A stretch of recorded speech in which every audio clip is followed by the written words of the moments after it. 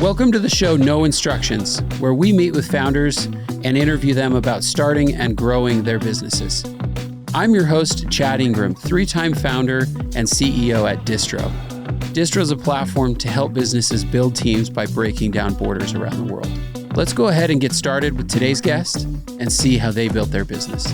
Brandon, welcome to the No Instructions podcast, where we talk about startups and companies that have gone off the ground, started as an idea and then became something. So thanks for having me. Yeah. So we've got Brandon, CEO and founder, and you have co-founders, right? I do. I've got one. One co-founder. Awesome. Yep. Well, very cool. So today, as we get through it, I think the purpose of us talking today is to share your story about how there's a lot of like young and budding and people that want to start businesses and be future entrepreneurs, and there's a lot of content around companies that have already built something really big, and they talk about that strategy and the things they're doing today, but they don't talk a lot about the really early stage stuff of how they actually got started. Yeah. And so that's what we'll talk about today. So to kick us off, it would be great if you could kind of describe the problem that you saw, and maybe when that was, how long ago? Yeah. So the company I run now is Clientbook, and the problem that we saw early on was just retailers. They a lot of times sit back and they're reactive. They wait for customers to walk in the store, and foot traffic is down, and so that just they kind of just blame their business on, well, foot traffic is down, so our sales are down. And we felt like that they had a real strong competitive advantage with building relationships with their customer. That's something that like an online business can't do as well, or a big national chain doesn't do as well, that they actually know who these customers are, and that if they were a little bit more proactive in their reach out to customers, that they would really succeed and be able to drive the business as opposed to just being reactionary to it. So right. So we started working on a prototype for that. And when was that? How long ago? 2017, started working on a prototype, but I kind of want to step back a little bit. Yeah. How'd you get to that point? Because that was really we saw that opportunity because we were doing a different business. Like we had kind of gotten into it and then pivoted from there. So the first business we did was a company called Giftery. Okay. And that was back in I think I originally had the idea back in 2013. Okay. I come up with lots of ideas or used to come up with lots of ideas. And when one thing that my dad shared with me once that I thought was great advice was, he said, get a notebook and just write every idea you have, just write them down. And whether you execute on it or not, but your idea framework will improve if you do that. And you'll look back and you'll say, well, these are good ideas, these weren't, and you'll kind of learn from that and improve and going forward. So it's good advice. So we were on a family trip, and I was sharing this idea that I had, and my brother-in-law at the time was like, wow, that's a cool idea. Giftery was really just a kind of social play on an Amazon wish list, which wasn't really as big back then, didn't really exist. Actually came from my time at Target, and my brother-in-law like, yeah, I'll do that with you. Let's do it. And we didn't know what we were doing. Neither of us were developers, and obviously it was a software play. So we just decided to have a call once a week. He was in California, I was in Minnesota, and one week a night after we both got our kids in bed, we'd jump on a Zoom call, and I don't remember if it was Zoom at the time or not. It was probably Skype back then. Yeah. And just said, okay, what do we need to do this week to move forward? And so were you at this point when, you're talking to your brother-in-law, right, about Giftery, or the idea that would become Giftery, did were you working somewhere full-time at Target? I was working at Target. Okay. What were you doing there? I was a buyer. So, Target is very corporate heavy. You have these buyers that make decisions for all the stores on what inventory they're going to carry. So I was in the electronics section. Okay. They had all the power. Yeah. The buyers decide what goes on the shelves, right? Yep, exactly. Yeah.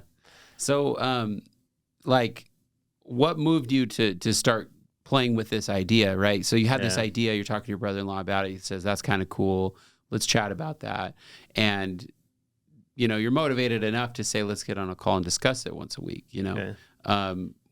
What did you think that would do? What did you think that would become? I didn't know what it would become, but up to that point, I had lots of ideas, but I hadn't really done anything with any of them because I didn't know where to go. So I was just hoping that it would get me a little further down the path. And I think at that point, I had actually decided I was going to go back to school and go to grad school. So I think I knew I was leaving Target at that point already to go do an MBA. And I thought, well, hey, let's, I'm going to be leaving my job here. Might as well just try this out and see where it goes.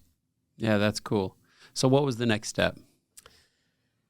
Yeah, I mean, these calls, looking back on it, there were so many calls we did where we just talk about stuff that did not matter, like branding and what the logo was going to look like, but we didn't know where to go from there. So especially doing a development thing. So one night we just said, hey, you know what? We actually have to build this thing. So we need to find a developer. And you had no experience building software prior to this? No experience building software. Yeah. I didn't know very many developers. I just started asking people. Like I remember even talking to my mom and just saying, yeah, do you know anyone like that codes? I don't really know anybody, but we need someone. And she said, oh, you should call your cousin Jason, I think he does something like that.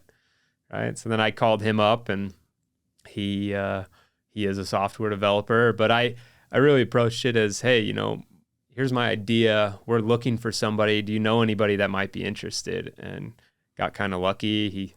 He was going through I think he was in year 4 of an SAP migration for Boeing or something like that. So big. And was just, he was sick of corporate dev work and wanted to do his own thing. And so timing was good. And he's like, yeah, I'll do it.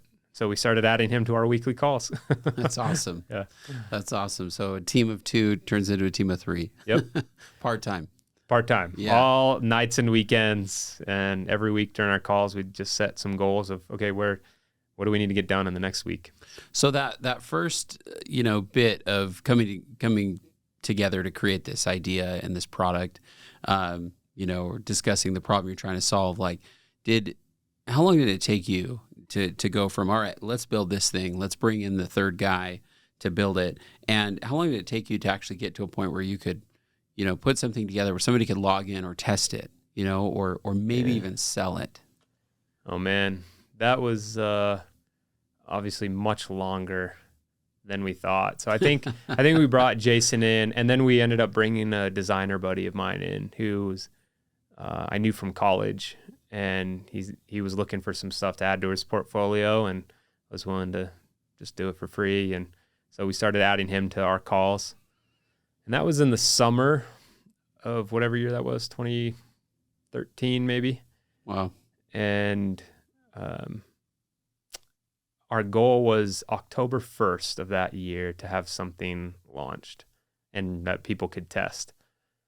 And we missed it. By how much?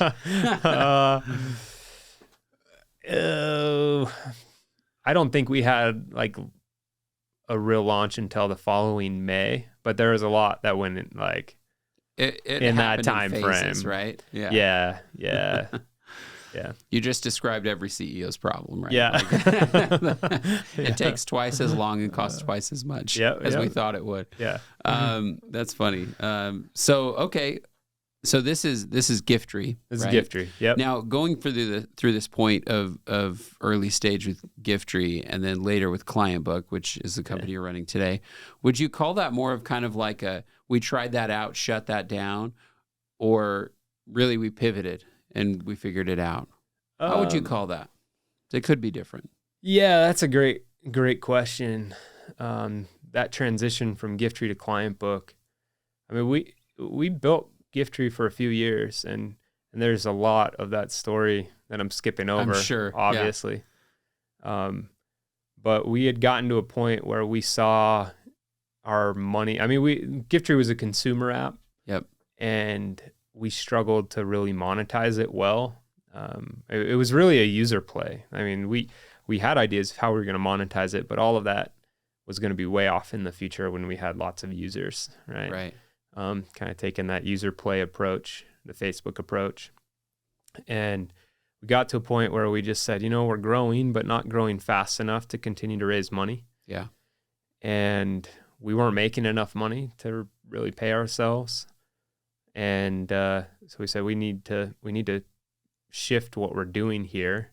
And I would say originally it was kind of a pivot, but it was a business model pivot. Yeah. So we said, well, like, to make money, we have to sell something and businesses will buy it. So let's take what we've built and how do we apply it to businesses? Yeah. And started talking to a lot of them and just tried selling it as is, or selling some version of what we had to them.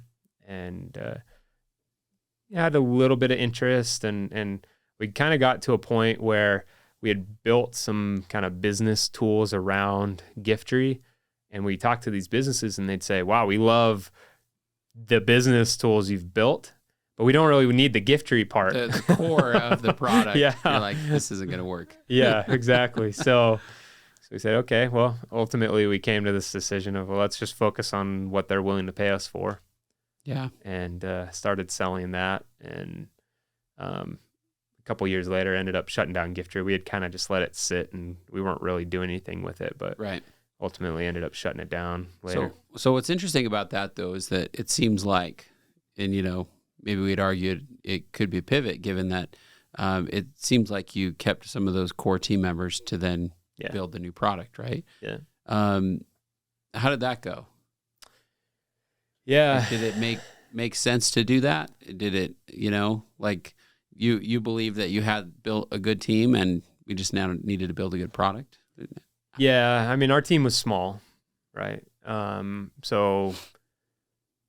we still felt like Giftry could turn into something at the time. Yeah.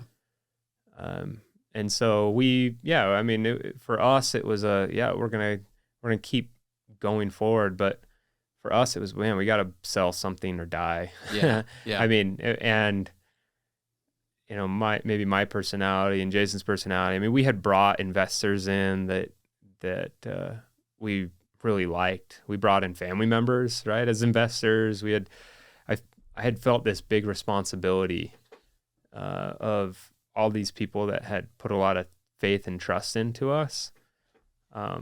Some of which had expressed, hey, we don't know about this Giftry idea, but we know you guys and we know you're going to figure it out. So we're investing in you. And I didn't want to let them down. I didn't want them to feel like, we had just completely cut them off and then started this new thing that was going to become successful.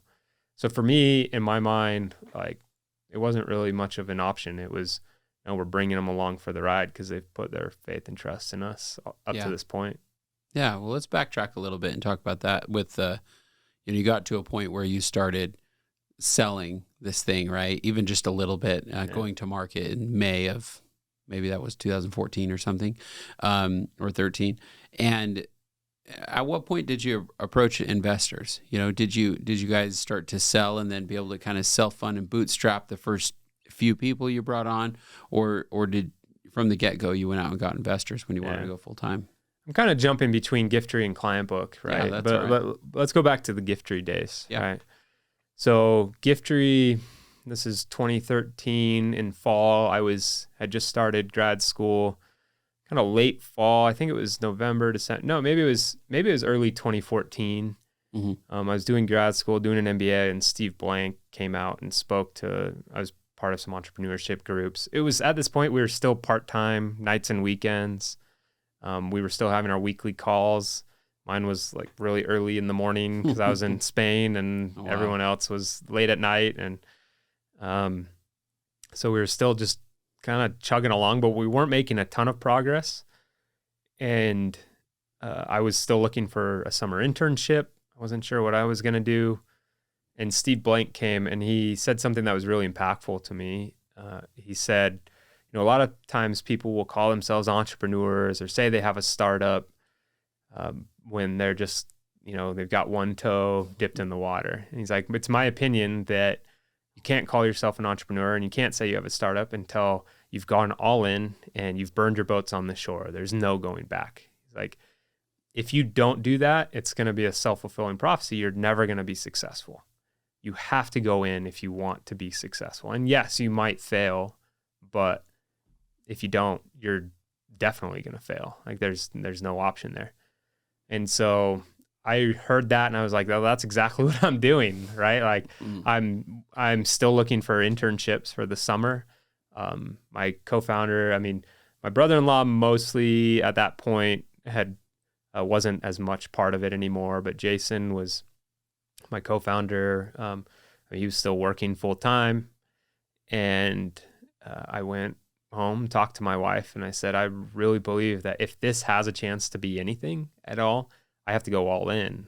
I can't be looking for these internships anymore. I just have to focus on this. And so does Jason. He's got to quit. And somehow convinced her that we would be okay. It helped that we were living off of student loans anyways. Right. So it helped that in her mind and in my mind that, that was already the plan financially. And somehow convinced Jason that he's like, yeah, well, if you can go raise a little bit to pay me a small amount so I can support my family, then yeah, I'll quit. And it was fascinating to see how quickly things changed from that point on. So I from that day on stopped looking for internships, decided, this is what I was going to do. I didn't care as much about my grades in school. And which was a new thing for me, right? And really quickly, like we had something that we could show investors. We got investors on board, small amount, enough that Jason quit his job, and from there it went really, really quick. And then we had something, and by that summer, like we were onboarding some new clients, and that was our consumer portion, right? So we weren't actually selling it. But yeah, it was. But you were working on something now at that point. But at that point, it was real. Real. And how long did it take you to say, all right, we're making this decision, Jason, you're in or you're out. Essentially, I'm in or I'm out, and being able to actually bring in some money to raise and get him on full time. It was within a couple months. That's pretty quick. Yeah, that's really quick, especially in the. You now have a lot of experience in the fundraising world. Yeah. That's actually really quick. Yeah. And the numbers were a lot smaller back then, but yeah. Well, that's awesome. I think it's really valuable in looking at the whole Clientbook story to look at where and how you got started, because, when you look at Clientbook and you look at the success you guys have already had in raising money and selling and building product and building a team, it's easy to look at it as an overnight success, but the truth is like, it's a process. Yeah. Even if it, has a product pivot or like a full rebuild of something, Yep. So that's really cool. So let's fast forward then and talk about the days of Clientbook. How did you feel looking at the Giftry and think, all right, this isn't working? Yeah. Like, tell me about that. It was, I think it was tough. Like if we had no success at all with Giftry, it probably would have been a lot easier, but we had a little bit, which just gave me hope. That's interesting though. Yeah. And it was enough where we had raised some money. Yeah. Off of any institutional money yet at this point? We had some family offices, but no VCs at that point. But yeah, it was like enough where it was like, yeah, this is something. Yeah. Right. Yeah. And so it was, I think it took me longer to recognize, hey, this isn't actually working, because there was a little bit of hope there. And I just had this moment one day. Jason and I were just talking, right? And it was like, hey, we're moving up, but it is a slow, gradual climb. And it's just like, it's not fast enough for us to continue to raise money. And we're not making any money to pay our kids or to pay for food, to feed our kids. Yeah. We have to live that type of business, you have to live off of investors. Yeah. And I didn't love that feeling. And so the two of us just decided, hey, let's go find a way where we can be a little more self-sufficient, where we don't have to live off investors. We can go to investors and bring them on to grow the business quicker if we want, but it will be more of a tool as opposed to a crutch for us. Well, it's kind of interesting that you say that, because even today, given the last year in the economic climate, particularly in tech, I mean, businesses that can do that, that aren't entirely dependent on VCs, it's an advantageous position to be in right now. Yeah, I mean, VC is a great tool. Definitely. Right? And we've raised VC and it's, fundraising helps. Definitely. But that's what it should be, is a tool. Yeah, absolutely. And we'll come back to that a little bit later. Yeah. So, okay. Talk to us now. Now you've gone through this, kind of a whirlwind over a few years. You raised some money, built product, started to sell it, starting to find some problems with just all of it and the whole market, and whether you have product market fit. And then you decide, okay, well, I think we need to do something different. Yeah. You already have a great team. You already have supportive investors. That's a big advantage. At what point do you start saying, okay, let's write code on this new thing, on this new product, and then when can we test it? We learned a lot from our gift tree days, and one of those things that we learned was wait to write code until your customers tell you what you should be writing code about. Oh yeah. And so we made the decision to kind of do this business model pivot when we had about 9 months runway left. There you go. And we tested a few things, but it was really, we were taking what we had built and trying to fit it into find a problem, right? And about 5 months of runway left, 5 or 6. We said, okay, this isn't working, doing it that way. Let's take a step back and let's figure out what the problem is first with these customers, right?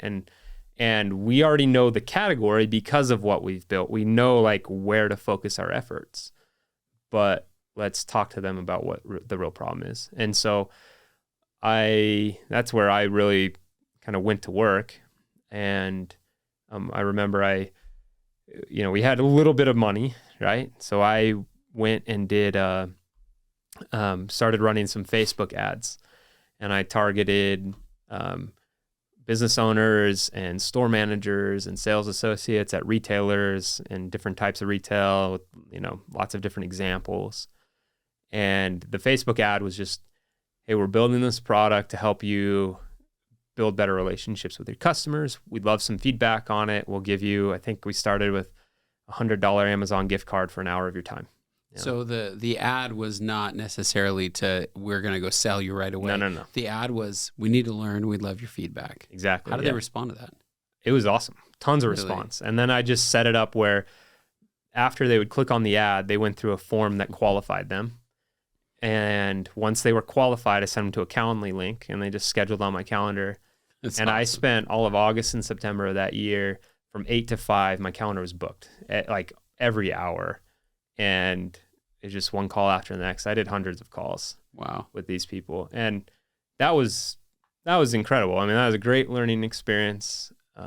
And we really, it was fascinating. After you start doing them, you start to see the same patterns over and over. So we then shrunk that down to half an hour, and we'd give them $50 and still got tons of response.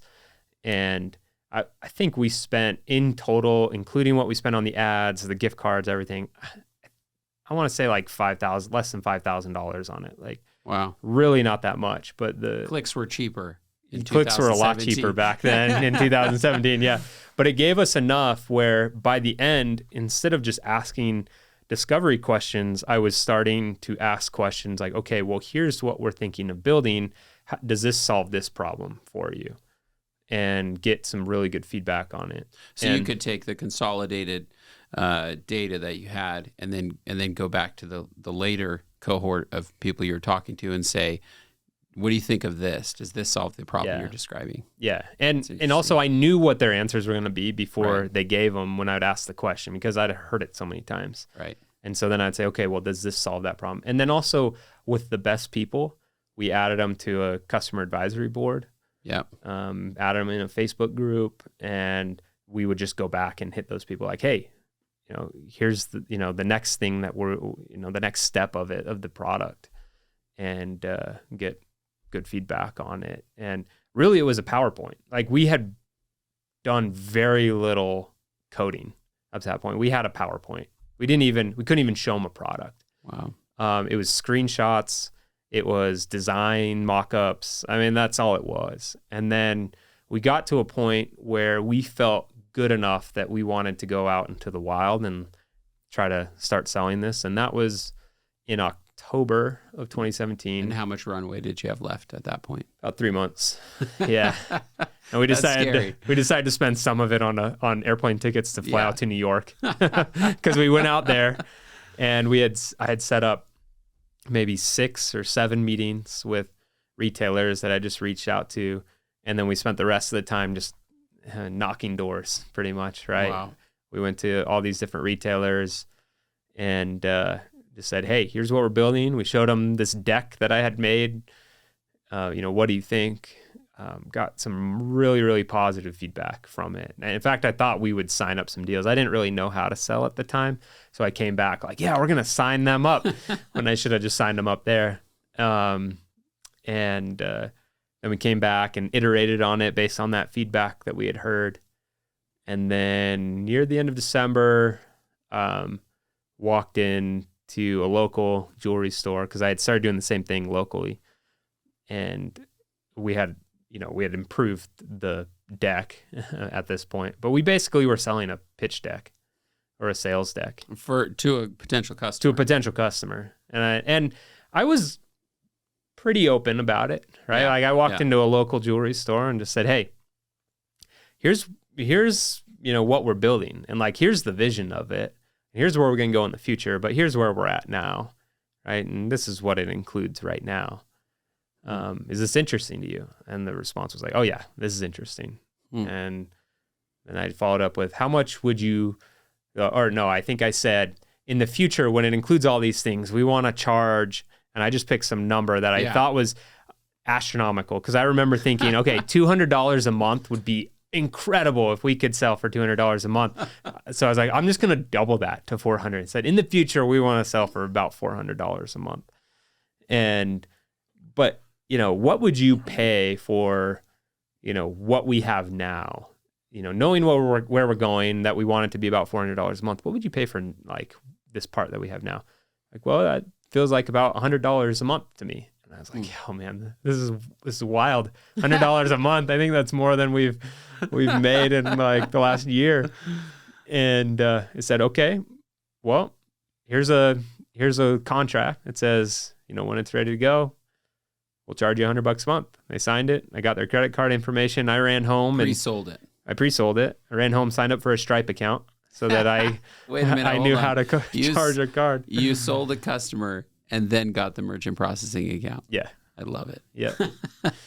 And then Jason, I called Jason on the way home. All right, they're in. And he started coding what I just told them we had.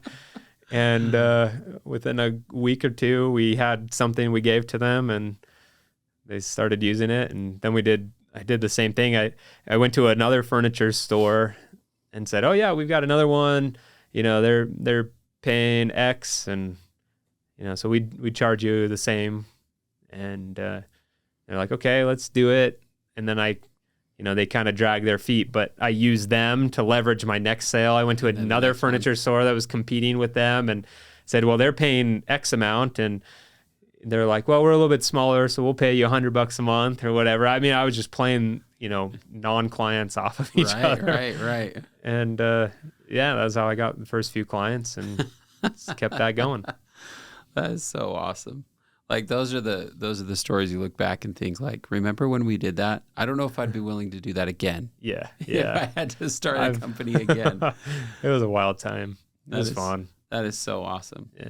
So you get your first few sales. Yep. You start building product right away. Now, Jason, your CTO, right? He's probably coding like crazy. Yep. To make sure to hit deadlines. Yep. What's that like for him? Man, he's a workhorse, right? Like, and he's awesome. He's incredible. But we did have another developer on the team that we had let go at this point. So for him, he was kind of taking a step backwards and doing everything. In fact, he had to learn. I mean, our other developer was the mobile guy. Yeah. So Jason had to jump in and learn how to do mobile because we were, one of the things we had learned with Giftry is, man, every time you add a new platform, your work, your support, your cost, it's just like exponential, and your development speed gets cut drastically. So I said, okay, we're only doing iOS, right? We're not doing even a web dashboard. We're not doing Android. We're doing just iOS. And so he didn't know iOS, so he had to go learn it real quick. And just, I mean, I was working as hard as possible to try and sell people, and he was working as hard as possible to deliver what I had sold, which isn't too far off what our sales team and dev team does today. So yeah, it's true. So how was that for you even? I mean, would you have pegged yourself as a career salesperson prior to this? No. Like, how would you? I had 2 job offers coming out of college. One was in a marketing department at a startup, and one was in sales at a startup that had a better trajectory. And I said, I'm not doing sales. So I went to the marketing one. So then you signed up for sales later. So then I learned, well, you kind of need that skill set. Yeah. Yeah, that's awesome. So talk about the next step. So you were about to run out of money. Yep. You started selling. Your co-founder starts building this product like crazy. You ship it, I'm sure, pretty soon. Yep. Finally got the credit card processing going. Got that going. Yep. So what'd you do? I mean, you're down to the wire, it sounds like. Yeah, we were down. Yeah. And we had cut our team. It was just me, my co-founder, and we had one other person on board at the time, a designer that we'd kept from the Giftry days, but everyone else we had just cut. So Jason and I went without a paycheck for a little bit to help extend the runway, and that was tough. I mean, we took out some kind of personal loans to be able to do it because our home expenses didn't stop. Right. And both had families, and so we did that. And when we first started getting these customers that were paying us money, I started going back to our existing investors and said, look, we're on to something here, and here's the proof. We have people paying us now. And I, to their credit, and they said, yeah, we'll give you a little bit more. Wow. And just to see this out. And I didn't ask for a lot. I was kind of aware of our position and knowing that we needed to show a little bit more proof, but it was enough to keep us going. And also I had taken a different approach, right? With the consumer app, like I said, you live off of investment money. And with this one, I said, no, we're not going to do that anymore. So, let's slow roll it and just get enough to get by, but not really expand the team too much. We ended up bringing on a salesperson because it had gotten to a point where I was doing support and onboarding and all of that, and needed some help with selling. So brought someone on, just a scrappy young guy who was awesome, still with us, Really? Still one of our top salespeople, just That's scrappy, awesome. Man. And he saw potential, and so it was a scary time though. I mean, we thought we were running out of money pretty quick. Yeah. So. Yeah. And how much runway would you say that gave you, after that? Are you talking months or a year or weeks? No, it gave us it. I mean, we we cut our expenses pretty drastically. Right. And it gave us probably a year or so. That's awesome. Yeah. That's really awesome. So after putting your wife through this entire experience and Jason's wife too, right? And how was it for the family? Like the family's perspective of you going through all of these things, is ups and downs, mostly downs for a little while, my wife, I'm incredibly grateful. So, the sacrifices she's made, because she didn't have to, right? When I went to her the first time, she could have said, no, we're paying all this money for an MBA. You're going to go get a high paying job. Right. Right. And, she definitely comes from a family that's much more conservative than I am in terms of career, and risk taking specifically. So it wasn't in her DNA. And for me, it was like, I'm come from a family of entrepreneurs, and for me, it's just part of the journey, right? Yeah. But I'm extremely grateful for that.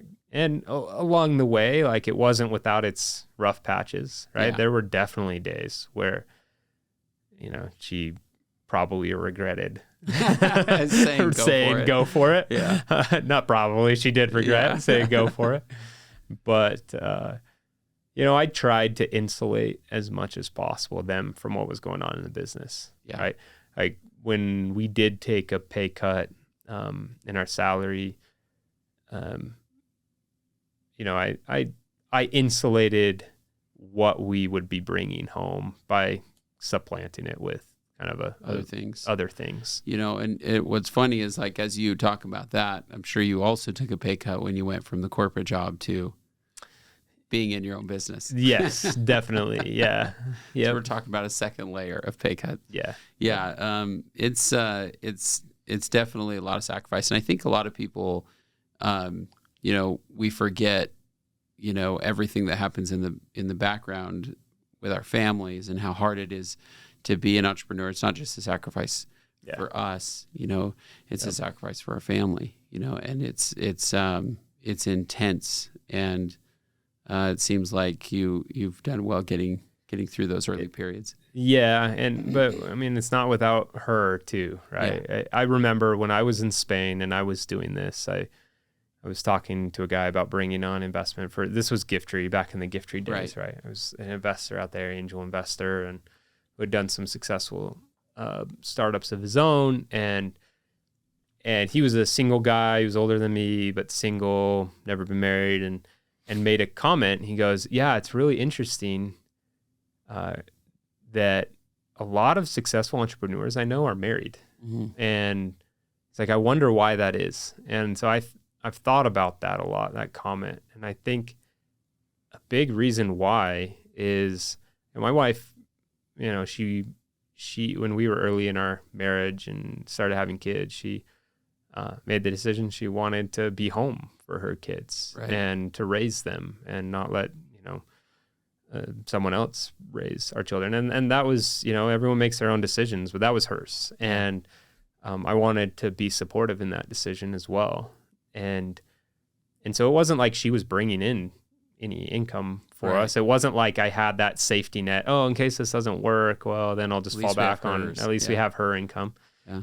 We didn't have any of that, but I think the reason why, that comment struck me is because I think, when I go home, I'm focused on something other than my business. And it gives me this moment to pull away. So when I'm in it, I am all in it and I'm focused. And because I know that she's got the home front, taken care of, I don't have to worry about our kids. I don't have to worry about like the home. I don't have to worry about any of that because she's got that, taken care of. And I think that is an underappreciated aspect of the people behind the scenes of an entrepreneur, right? Like the CEOs, the founders, they get all the glory and all the credit, but I really don't think I could have done it without my wife, who was, at home and supportive and, took care of all those things for me. Yeah, absolutely. You need that. I mean, it's hard enough every day facing the rejection, right? And So absolutely. Thank you for sharing that. Let's fast forward a little bit and talk about, the first time you went out to fundraise institutionally. So I imagine you're selling, you've got a little bit more runway. You've raised some capital from some individual investor to family office investors. What did that look like? You hired more people and you decide, all right, we can go faster. Yeah, it was really interesting. We got put in touch with a VC, an institutional VC, through one of our customers, actually. This customer was in love with what we were doing and knew that it was going to change the industry, and just started volunteering a lot of his time to jump on sales calls or onboardings or support calls or whatever, just because he wanted to help other people like him. And he saw the potential that this could, provide for his industry.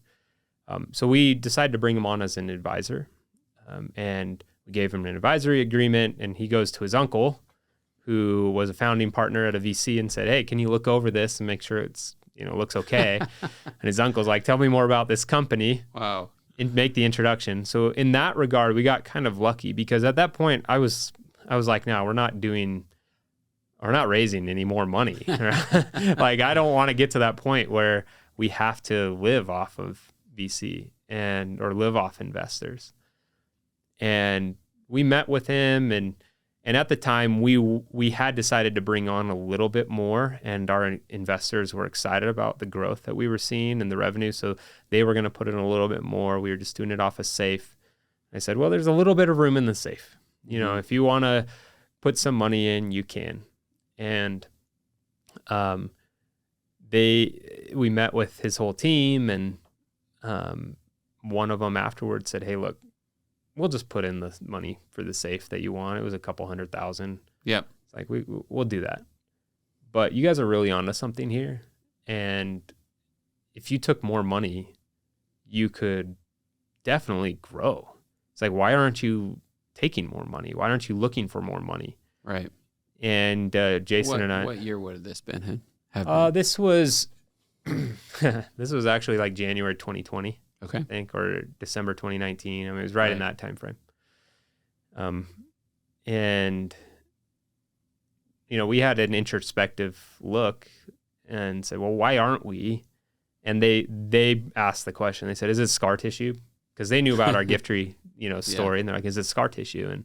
And both of us kind of looked at each other like, yeah, that's exactly what it is. And so we went back and said, well, what would we do with more money at this point?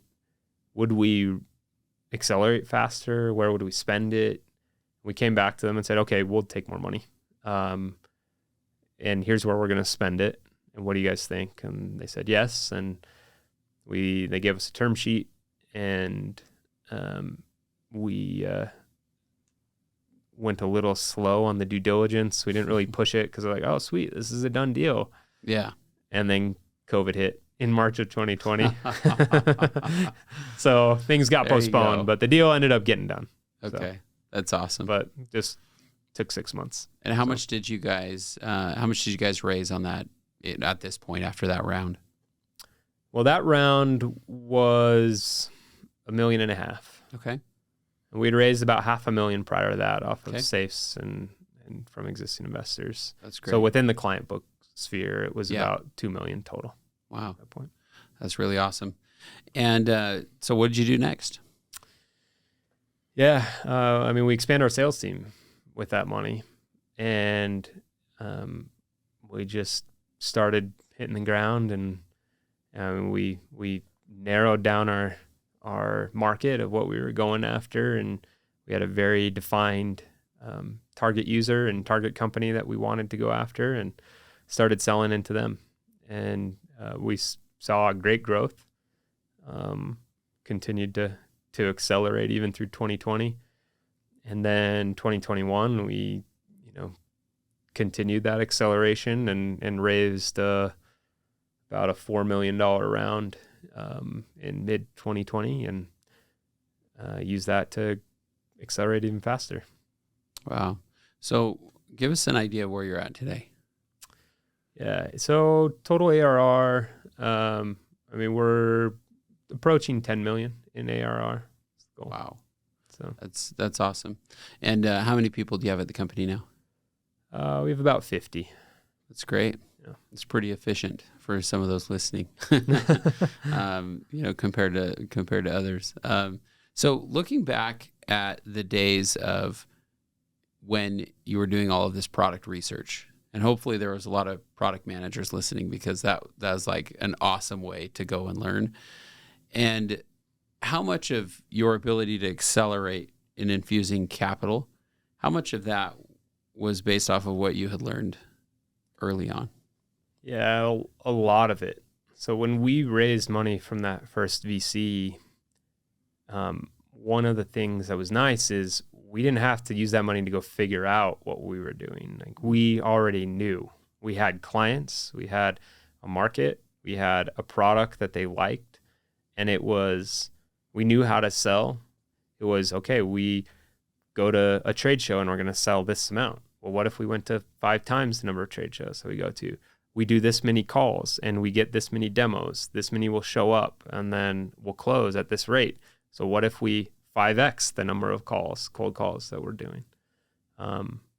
And for us, it was repeatable, right? To a small extent, right? Yeah. Like, once you started expanding beyond that initial small niche market, then yeah, things become a little bit more complicated. But at least with that first infusion of capital, because we had done all the work, because I had gone out and sold it myself, because we knew what it took to build it.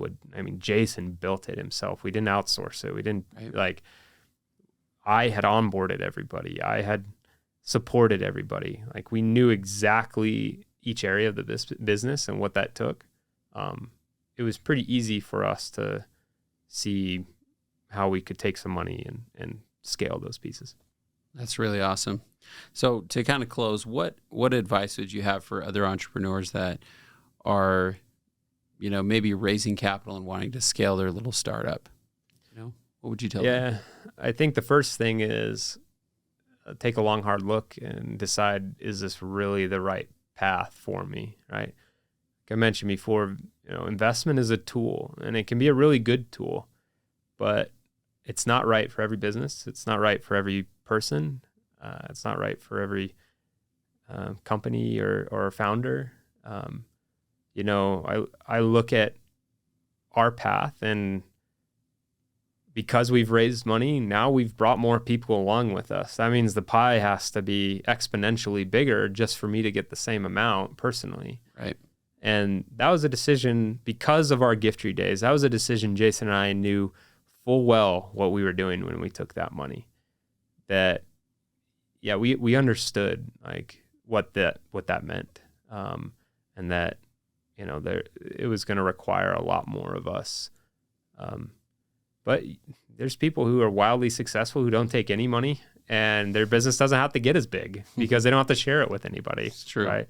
So I would say the first step is just make sure that it truly is what you want.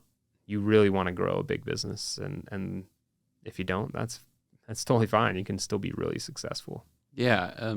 One last follow-up question on that is, there's an expectation. It's kind of like, I'll get relief when I accomplish this thing, or I'll be happy when I accomplish this thing. And I see that a lot with young entrepreneurs about raising money. Like, I'll be good, or will be good when we raise money. Did it get easier for you after raising institutional money? No, in fact, in some regards, it actually got harder. Now, you have people that you have to report to, right? You're not the boss anymore. You have a board, you have investors that you have to report to.